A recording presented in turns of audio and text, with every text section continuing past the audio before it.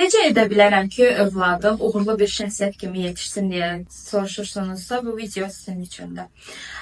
Belə ki, bəzi valideynlər elə fikirləşir ki, övladımı hər zaman tərifləsəm, hər kiçik uğurunda onu mükafatlandırsam, o uğurlu birinə çevriləcək. Və yaxud da tam əksi, bəzi valideynlərdə isə belə düşüncə var ki, övladımı hər səhvində onu mühakimə etsəm, onu danlasam və yaxud da cəzalandırsam, o səhvlərdən nəticə çıxardacaq və beləliklə uğurlu biri olacaqdır. Lakin hər iki halda bu qeyri-sağlam münasibətin göstəricisidir. Belə ki, hər zaman təriflənilməyə alışmış bir övlad hər zaman təriflənilmək istəyəcəkdir. Çünki bu onun əsas tələbatına çevriləcək və o özünü hər zaman mükəmməl biri hesab edəcək və özündə səhv etməyə imkan verməyəcək. Lakin hər zaman mühakimə olunan, danlanan, cəzalandırılan uşaq isə özünü hər zaman günahkar və yetərsiz hiss edir. Övladınıza həyat boyu uğurlu və yaxud uğursuz hiss edəcəyimiz situasiyaların olduğunu xatırladın və bunların normal olduğunu bildirin. Övladınıza sağlam şəkildə